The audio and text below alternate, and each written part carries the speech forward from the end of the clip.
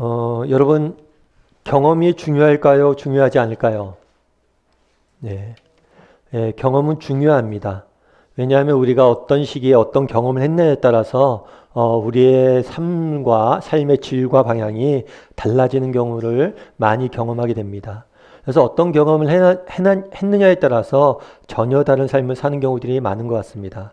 그렇다면 여러분들 경험이란 무엇일까요? 우리가 경험이 중요한데 경험이란 무엇일까요?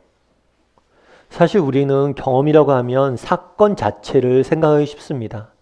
하지만 경험은 내가 겪은 사건이 경험이 아니에요. 내가 겪은 이 사건에 내가 어떻게 반응을 보였느냐. 그것이 우리의 경험입니다. 지금 코로나로 인해서 대부분의 학교들이 휴교를 하고 있죠. 휴업을 하고 있습니다. 휴교를 해서 학교를 가지 않아요. 그런데 이게 학교를 가지 않았다는 게 경험이 아닙니다. 학교를 안 가서 내가 무엇을 했느냐. 그것이 우리의 경험인 거예요. 제가 최근에 기사 하나를 봤습니다. 기사 하나를 봤는데 그것은 이탈리아에 대한 기사였어요. 사실 지금 이탈리아가 굉장히 많은 어려움들을 겪고 있죠. 코로나로 인해서 가장 큰 피해를 겪고 있는 나라 중에 하나가 이탈리아일 겁니다. 그런데 이탈리아 사람들이 무엇을 하냐면 이렇게 이탈리아는 우리나라 베란다처럼 발코니라는 게 있어요. 그래서 그 발코니 나와서 각자 집에 있는 발코니 나와서 노래를 부르는 거예요. 우리가 함께 노래를 못하지만 우리가 떨어져 있지만 함께 노래하며 서로를 응원하자는 거죠. 그래서 서로를 격려하고 응원하는 노래를 부르는 것을 봤습니다. 그 모습이 굉장히 인상적으로 다가왔어요. 똑같은 코로나라는 어려운 환경을 겪습니다. 그런데 어떤 사람들은 집 안에만 갇혀 지내는 사람이 있는 반면 어떤 사람들은 집 안에 있지만 함께 노래하며 서로를 응원하는 사람들이 있는 거예요. 동일한 사건을 겪지만 전혀 다른 경험을 하고 있는 것이죠. 그래서 단순히 경험은 단순히 사건이 아닙니다. 이 사건의 보인 우리의 반응이 바로 경험이에요. 코로나로 인해서 우리는 주일날 모여서 예배하지 못합니다. 이것은 하나의 사건이죠. 그런데 이것을 다르게 경험하면서 사는 거예요. 교회 나가지 못하기 때문에 집에서 쉬는 사람들이 있는 반면 교회 나가지 못함에도 불구하고 가정에서 예배하는 경험들 갖게 하는 거죠. 정말 이런 경험들 갖는다면 이후에 또 우리가 어려운 환경에 처했을 때 우리가 어떻게 반응할지를 이러한 경험들이 결정하는 거예요. 그래서 이러한 경험들이 모여서 우리의 무엇을 이룹니까? 인생을 이루는 거예요. 따라서 사건이 아니라 우리 사건에게 보인 우리의 반응, 이것이 우리 인생의 중요한 요소가 됩니다. 오늘 우리가 함께 읽은 본문은 다니엘이라는 사람에 대한 이야기예요. 다니엘은 어떤 시기를 살았냐면 이스라엘 민족의 가장 암흑기를 살았던 사람이에요. 이스라엘 민족이 바벨론에 의해서 멸망을 당합니다. 그래서 포로로 잡혀가요. 그 포로로 잡혀가서 지냈던 일을 기록해 놓은 것이 바로 이 다니엘서입니다. 그런데 다니엘은 이 포로기에, 이 암흑기에 전혀 다른 반응을 보여요. 다르게 표현하면 전혀 다른 경험들을 하게 되는 거죠. 그래서 그는 남다른 정말 하나님 앞에 쓰임받는 삶을 살게 됩니다. 그래서 저는 오늘 여러분과 다니엘에 대해서 좀 살펴보길 원해요. 다니엘이 그 어려운 시기에 어떻게 그렇게 다른 반응을 보일 수 있었는지. 그렇다면 우리는 이 세상을 살면서 어떻게 반응을 보이며 살아야 될지에 대해서 여러분과 몇 가지 이야기를 나눠보고자 합니다. 오늘 우리가 본문을 읽었는데요. 1절과 2절 말씀을 다시 한번 한 목소리로 읽어보았으면 좋겠습니다. 1절과 2절 말씀을 다시 한번 한 목소리로 읽도록 하겠습니다. 같이 읽겠습니다. 유다 왕 여호야김이 다스린 지 3년이 되던 해 바벨론 왕 느부갓네살이 예루살렘에 이르러 성을 내웠었더니 주께서 유다 왕 여호야김과 하나님의 전 그릇 얼마를 그의 손에 넘기심에 그가 그것 가지고 신할 땅 자기 신들의 신전에 가져다가 그 신들의 보물창고에 두었더라. 아멘. 오늘 본문은 1, 2절에 굉장히 짧게 다니엘이 지냈던 역사적 배경에 대해서 쭉 설명을 합니다. 그런데 재미있는 것은 이 1, 2절이지만 짧은 구절이지만 이 구절은 크게 세 가지 단락으로 나눌 수가 있어요. 첫 번째는 뭐냐면 역사적 사실이에요. 역사적 사실이 무엇입니까? 이스라엘이 망해서 바벨론에게 멸망당했다는 거예요. 그 역사적 사실을 기록하고 그럼 이 역사적 사실을 어떻게 해석할 것인지 주께서 손에 넘기셨다. 라는 다니엘이 그 사실을 해석한 해석이 나와요. 그리고 또 한 가지 마지막으로 뭐가 나오냐면 역사적으로 이렇게 이스라엘이 바벨론에 멸망당했는데 그 멸망 과정에서 일어났던 한 가지 사건을 마치 신문 기사에 하나의 사건을 기록해 놓은 것처럼 하나의 장면을 기록해 놓았습니다. 그래서 1, 2절은 어떻게 구분할 수 있냐면 역사적 사실과 그에 대한 해석과 하나의 장면, 이 세 가지로 구분해 놓을 수가 있어요. 저는 이 세 가지에 대해서 한번 살펴봤으면 좋겠습니다. 첫 번째로 살펴보길 원하는 것은 역사적 사실이에요. 다니엘서는 역사적 사실, 즉 유다왕 여호야김이 다스린 지 3년 되던 해 왕위로 즉위한 지 3년 만에 바벨론에 의해서 멸망당했다라는 역사적 사실을 먼저 기록하고 있습니다. 사실 성경에는 역사적 이야기가 히스토리가 굉장히 많이 기록되어져 있어요. 이것은 성경이 갖고 있는 독특한 특징입니다. 대부분의 종교들 그리고 대부분의 종교들이 갖고 있는 경전에는 도덕적 가르침이 중심이에요. 그래서 어떻게 살아야 될지에 대해서 경전에 써두었습니다. 욕심을 버려라. 선한 일을 해라. 남의 것을 탐하지 말라. 이런 어떻게 살 것인지에 대한 이야기들이 쭉 담겨져 있어요. 도덕적 가르침이 담겨져 있는 거죠. 그런데 성경은 이런 도덕적 가르침에 집중되어 있지 않아요. 오히려 성경은 역사적 사실을 굉장히 많이 기록되고 있습니다. 그래서 많은 사람들이 그러죠. 목사님은 이스라엘을 굉장히 좋아하시는 것 같으세요. 그렇고 왜 우리나라 역사보다 이스라엘 역사를 더 많이 말씀하시는 것 같아요. 그렇죠. 남의 나라 역사를 더 많이 말하는 게 사실이에요.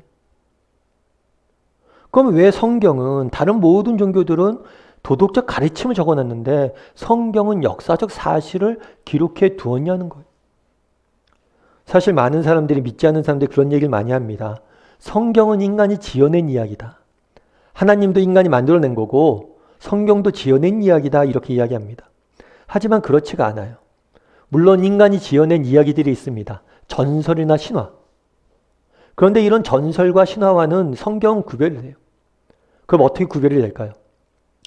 보통 전설과 신화는 아주 먼 옛날로 시작합니다.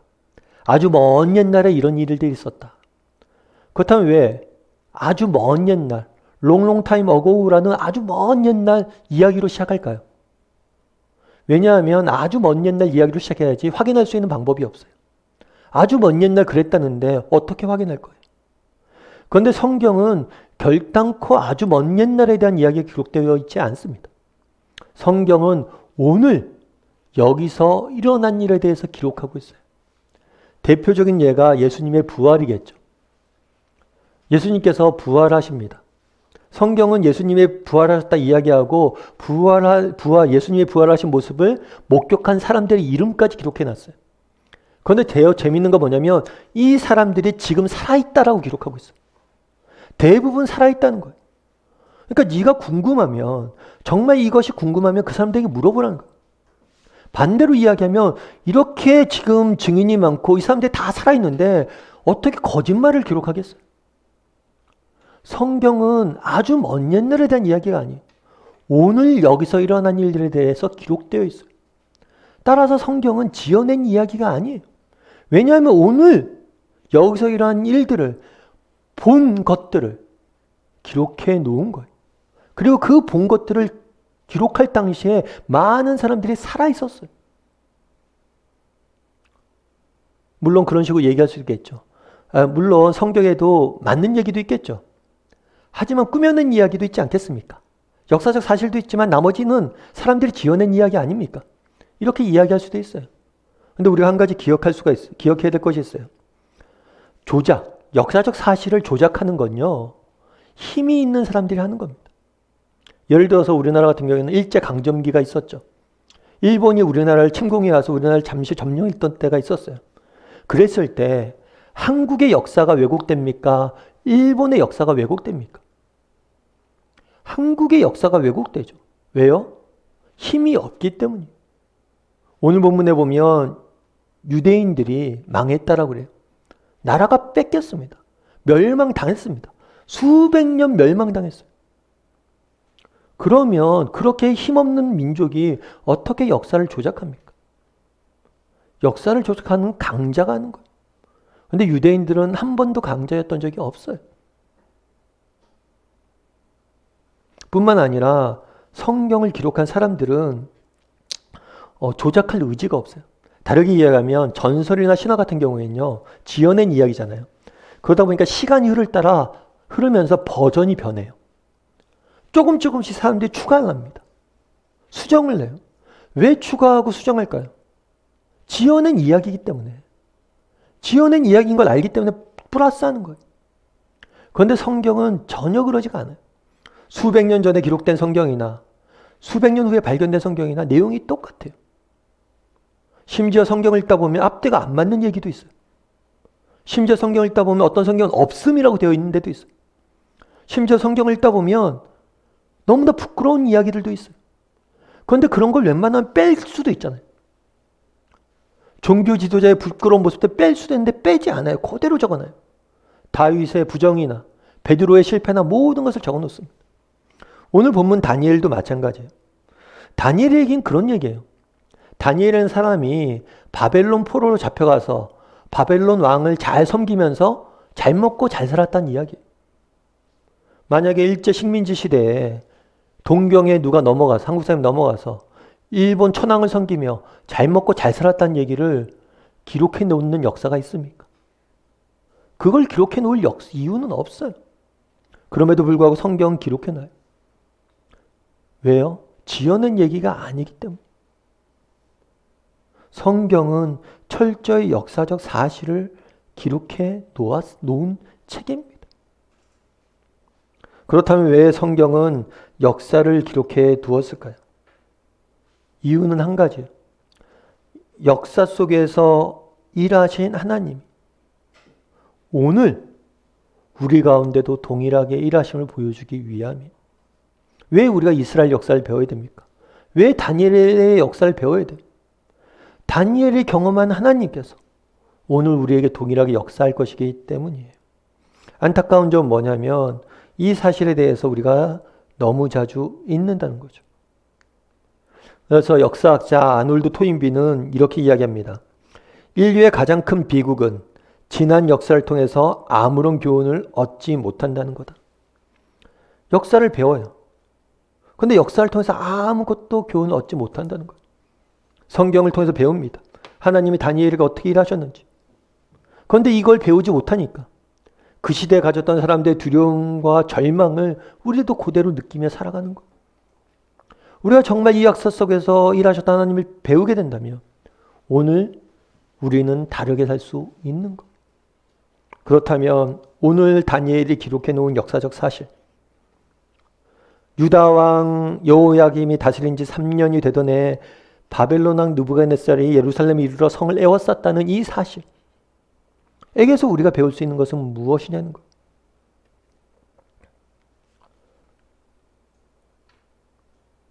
이 사실을 이해하기 위해서는 이스라엘 역사에 대한 배경을 좀 알아야 돼요.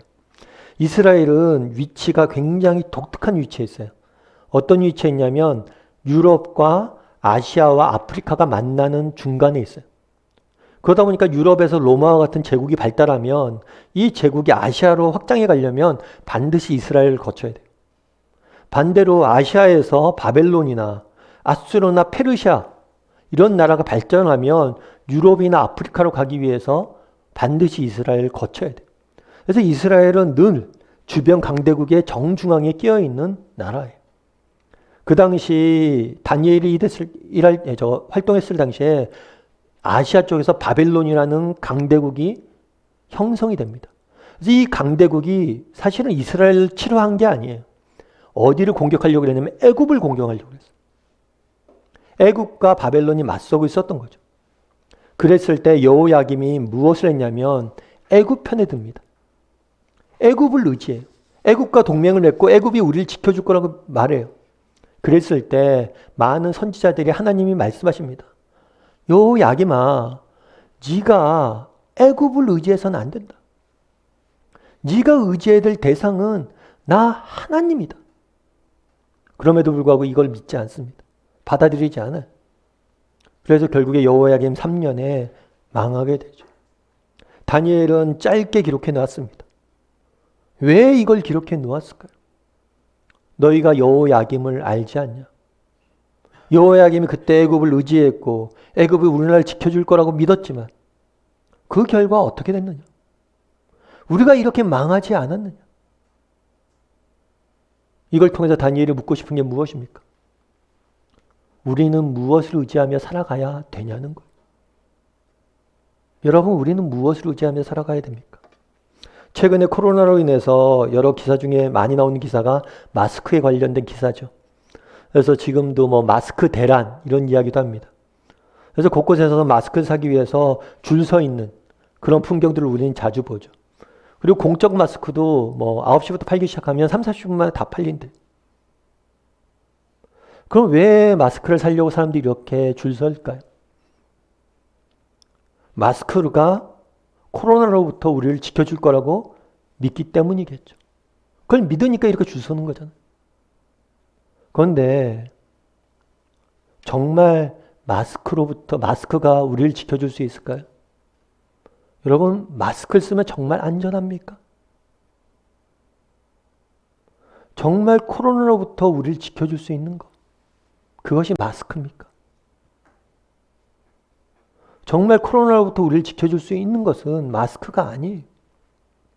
정말 코로나부터 우리를 지켜줄 수 있는 것은 서로에 대한 배려와 섬김과 사랑이. 내가 병들었을 때 날 돌봐줄 사람이 없다면 우리가 어떻게 이깁니까? 마스크 쓴다고 안 걸릴까요? 정말 우리를 지켜줄 수 있는 것은 정말 우리를 돌봐줄 한 사람이 참된 사랑의 관계. 우리 인생도 마찬가지죠. 여러분, 우리가 가진 것들이 있죠. 요즘 많이 생각이 들잖아요. 마스크 사러 갔을 때 사람들이 사죠. 뭐 돈 많다고 뭐 대학원 나왔다고 마스크 3장 살 수 있는 거 아닙니다. 돈 많다고 마스크 4장 살 수 있는 거 아니에요? 내가 아무리 많은 것들 가지고 내가 아무리 많은 재능들이 있고 아무리 많은 것들을 누려도 살 수 있는 건 한정되어 있어요. 여러분, 정말 인생의 어려운 시기, 평온할 땐 몰라요. 정말 우리 인생의 어려운 시기가 왔을 때 여러분들이 의지하는 게 여러분들 지켜줄 수 있다고 믿습니까? 정말 그것이 여러분들 지켜줄까요? 묻는 거예요. 도대체 넌 무엇을 의지하고 사냐?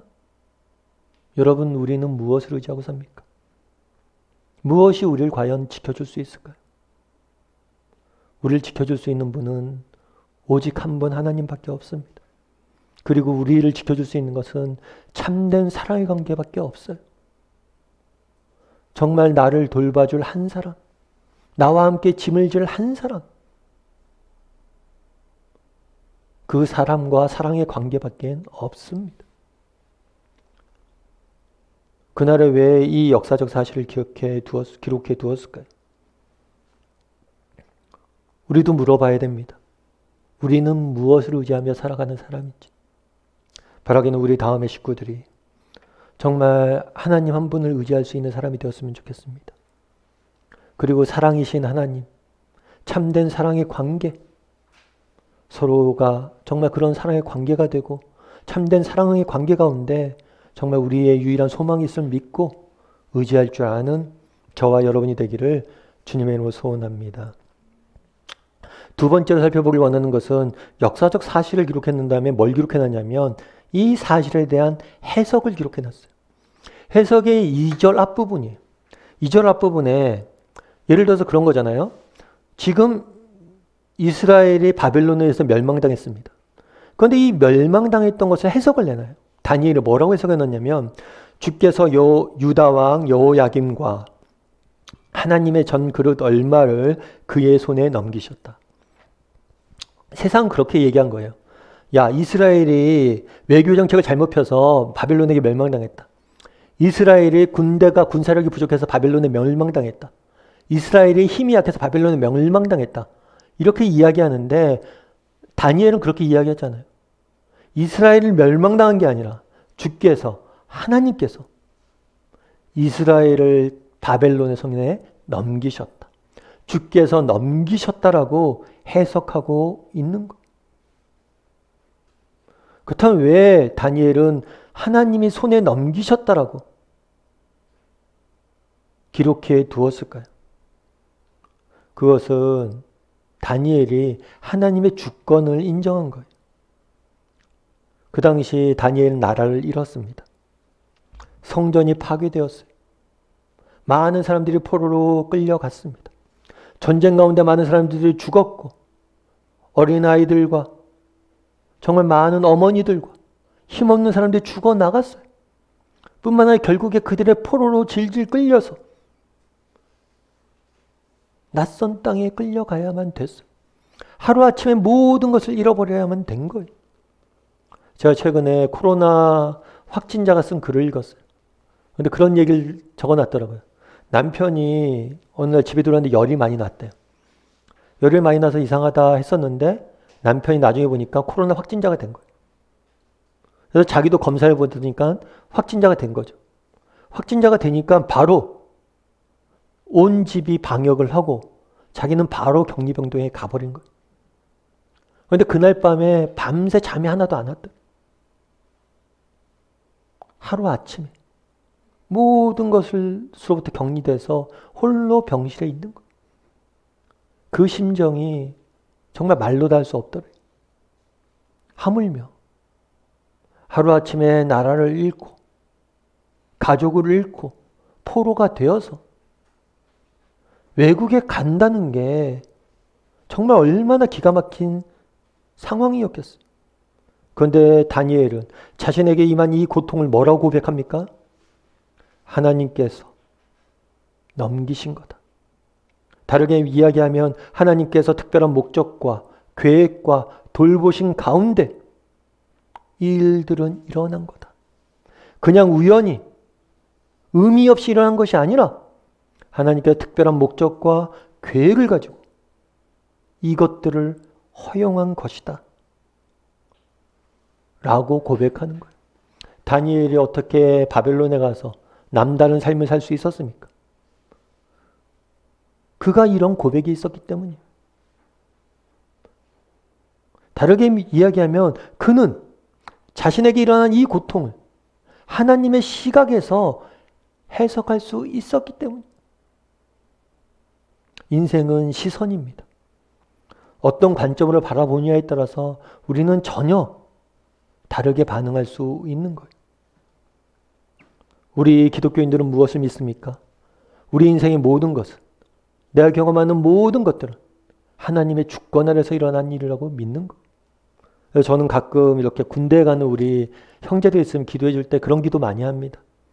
세상 사람들이 보기에 군대는 시간을 버리는 시기이고 낭비되는 시기이고 우리 인생에 도움이 하나도 안 되는 시기이지만 하나님의 자녀에게 단 한순간도 낭비되는 시기가 없음을 믿는다고. 그 시기를 통해서 하나님이 필요한 일들을 해달라고. 지금도 마찬가지죠. 오늘 코로나가 전 세계적 고통 중에 있습니다. 많은 사람들이 그런 이야기를 하겠죠. 이 고통 가운데 이런 일들이 일어나서 우리 고통당하고 있다. 하지만 우리는 무엇을 믿는 거예요? 이 모든 것을 허락하신 분이 누구예요? 하나님이세요. 그럼 이 어려운 시기에 우리가 무엇을 해야 될까? 하나님께서 우리가 무엇을 하길 원하실까? 그것을 바라보고 생각할 수 있어야 된다는 거죠. 아까 그 코로나 걸린 확진자 글에 대해서 이야기를 했는데 그 확진자 글을 쭉 쓰면서 맨 마지막에는 그렇게 쓰더라고요.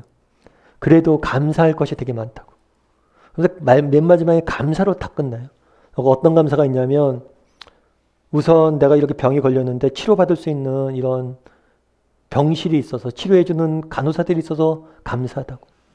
그리고 감사한 것은 나와 남편은 걸렸는데 우리 자녀들은 걸리지 않아서 감사하다고. 그런데 또 감사한 것은 뭐냐면 우리 자녀들이 걸리지 않았는데 우리 친구 엄마들이 우리 자녀들을 돌봐주기 위해서 도와주고 있다고. 그게 그래서 감사하다. 그러면서 자기가 지금 병원에 갇혀, 그 병원 안에 있지만 내가 감사한 것에 너무 많다고 쭉 적어놨더라고. 똑같은 시기, 힘든 시기를 보지만 어떤 사람은 다른 시선으로 바라보고 감사하고 사는구나. 이런 생각이 들었어. 바라기는 우리 다음에 식구들도 정말 어떤 일을 경험하든지 오늘 우리에게 이러한 일들이 하나님께서 왜 우리에게 이것들을 허락하셨는지 늘 고민해 볼 수 있었으면 좋겠습니다. 그리고 삶의 작은 요소에서부터 감사하고 하나님의 뜻을 구하는 사람들이 되었으면 좋겠습니다. 그랬을 때 하나님께서 정말 다니엘을 통해서 일하셨던 것처럼 우리를 통해서 일하실 줄 믿습니다. 그리고 마지막으로 살펴보길 원하는 것은 오늘 1, 2절에 있었던 본문의 마지막 부분이에요. 앞서 말씀드렸던 것처럼 성경은 이렇게 다니엘은 이렇게 가장 중요한 역사적 사실을 기록해놔요. 그리고 그것들을 해석을 합니다. 해석을 한 다음에 무엇을 기록해놨냐면 이 역사적 사실, 이스라엘이 바벨론에게 멸망당했다는 이 사실 가정에 있었던 이 사실로 인해서 발생했던 여러 가지 사건 중에 하나를 하나의 장면처럼 신문 기사처럼 적어놔요. 그런데 재밌는 것은 그 당시 바벨론이 이스라엘 멸망시켰습니다. 이 과정 속에서 얼마나 많은 일들이 있었겠어요. 억울하게 죽음을 당한 병사들, 싸우다 죽음을 당한 병사들, 정말 고통당하다가 죽어갔던 어린 아이들, 여러 가지 사건 사고들이 많을 거예요. 그런데 다니엘은 유독 한 가지 사건을 딱 집중해서 기록해 놓고 있습니다. 그럼 그 사건이 뭐였냐? 그것은 뭐냐면 그가 그것을 가지고 신할 땅 자기 신들의 신전에 가져다가 그 신들의 보물창고에 두었더라. 그는 느부갓네살이죠. 느부갓네살이 그것은 뭐냐면 하나님의 성전에 있던 그릇이에요. 그릇을 가져다가 자신들이 섬기는 신전, 대표적으로는 마르둑을 섬기고 있었어요. 바벨론은. 그 신전에 두었던 것. 왜 이 사건을 기록해 두었냐는 거예요. 먼저 이 사건을 기록해 둔 배경을 좀 알 필요가 있어요.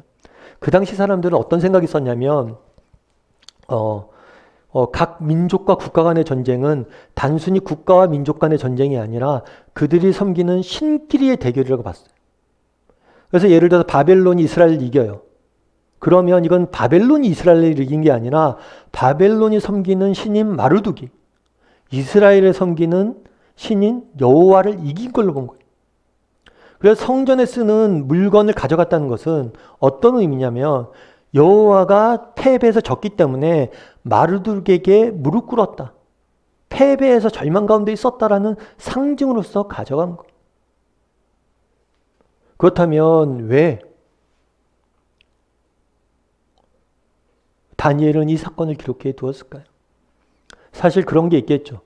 요즘도 이렇게 어려운 시기를 겪고 있는데 우리 믿는 사람들이 요즘 시기에 갖고 있는 그런 것들이 있죠. 제일 안타까운 점들이 뭐예요? 우리 믿는 사람들이 갖고 있는 것? 기독교에 대한 오해, 예배에 대한 오해, 그리고 하나님에 대한 조롱, 이런 것들 참 가슴이 많이 아프죠. 아마 이 사실이 무엇보다도 다니엘의 마음을 아프게 했기 때문에 다니엘이 이것을 적어두었을 것 같아요. 그런데 또 한 가지 중요한 사실이 한 가지 있어요. 그건 뭐냐면 아까 얘기했던 것처럼 지금은 싸움에서 누가 진 거예요? 바벨론이 섬기는 마르둑이 이기고 여호와가 진 거예요. 성전 기물을 가지고 느부갓네살이 자신의 왕국으로 돌아갔을 때 바벨론 사람들은 뭐라고 외쳤을까요? 이렇게 외쳤겠죠. 마르둑을 찬양하라. 마르둑이 여호와를 이겼다. 여호와는 마르둑의 아무것도 아니다. 저 패배한 신을 봐라. 다르게 얘기하면 비천하게 패배자가 된 여호와의 모습을 그리고 있는 거예요. 성전 기물을 옮겨졌다는 것을 왜 기록했습니까? 우리 하나님이 비천하게 패배했다는 것을 기록해 두었던 거예요. 그럼 이것을 왜 기록해 놨습니까? 많은 사람들이 묻죠. 전쟁에 졌습니다. 가족을 전쟁 가운데 잃어버렸어요. 나는 포로가 되어서 바벨론으로 끌려갑니다. 묻는 거예요. 하나님 당신은 어디에 계십니까? 우리가 이렇게 고통당하는데 당신은 어디에 계십니까? 다니엘은 답하는 거예요. 그분도 우리와 함께 모욕을 당하시고 치욕을 당하시고 굴욕을 겪으면서 우리와 함께 그곳에 가셨다는 거예요. 지난번에 제가 한번 유발 하라리에 대해서 이야기한 적이 있어요. 그는 그렇게 이야기하죠. 신은 호구다. 왜냐하면 인간은 고통당하지만 신은 고통당하지 않으니까. 하지만 우리가 믿는 하나님은 그런 분이 아니세요. 하나님 당신은 우리가 고통당할 때 뭘 하고 계십니까? 우리가 당하는 모욕과 경멸과 아픔을 함께 겪고 계시는 분이 하나님이세요. 그것을 적어놓은 거예요. 우리가 정말 힘들고 아픈 시기였지만 우리가 홀로 그곳에 간 게 아니라 우리 하나님도 우리와 함께 모욕과 경멸과 아픔을 겪으면서 그곳에 함께 가셨다라고 기록해 놓은 거예요. 이 모습은 신약에 십자가에 달리신 예수님의 모습의 모형이기도 합니다. 우리 하나님은 누구세요? 우리와 함께, 아니 우리를 대신해서 우리가 겪어야 될 고통을 겪는 분이 하나님이세요.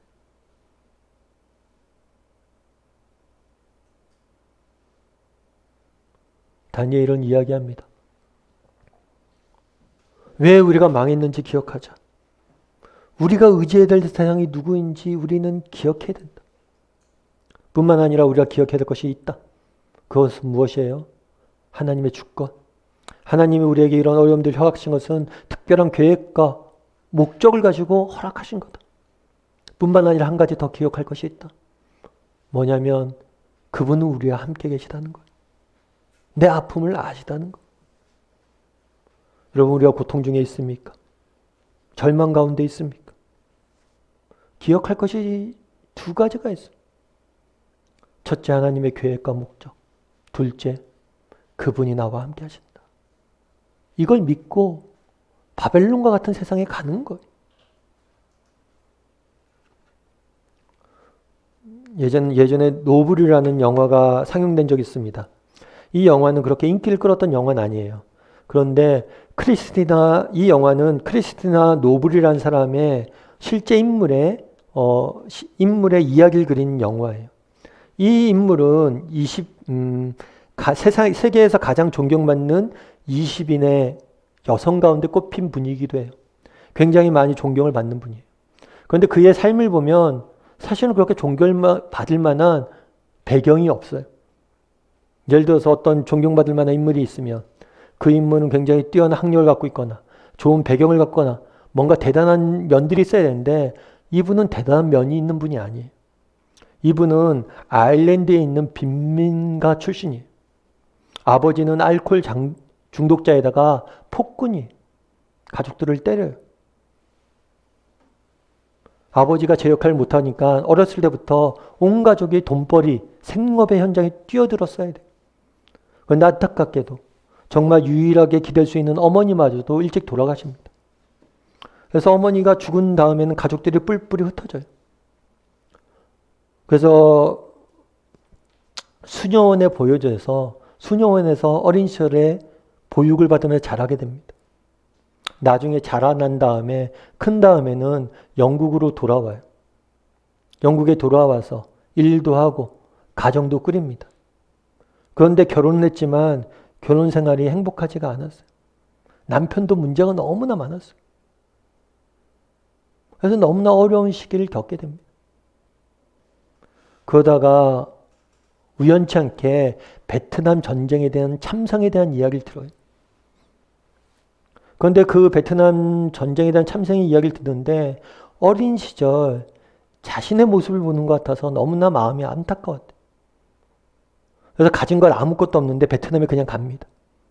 그냥 가서 아이들을 내가 어떻게 하면 돌볼 수 있을까 연구를 해요. 그래서 아무것도 없이 가서 아이들을 돌보기 시작합니다. 그러자 은혜로 하나님께서 여러 사람들을 붙여주셔서 거기서 아이들을 돌보는 재단 사역들을 하게 된 거예요. 나중에 그렇게 이야기합니다. 알코올 중독자이자 폭군인 아버지, 남편. 정말 자신의 인생에 있어서 돌아봤을 때 정말 남들이 경험할 수 없는 그런 아픔들을 경험했는데 단 하나도 헛것으로 쓰지 않았다는 그 아픔들이 있었기에 이곳에 와서 이 아이들의 아픔을 돌볼 수 있었다는 거예요.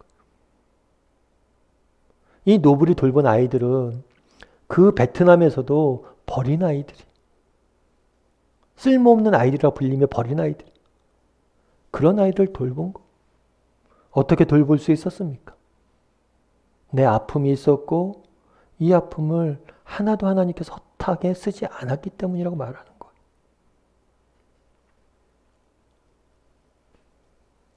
바라기는 우리 다음의 식구들이 정말 우리 하나님을 바라봤으면 좋겠습니다.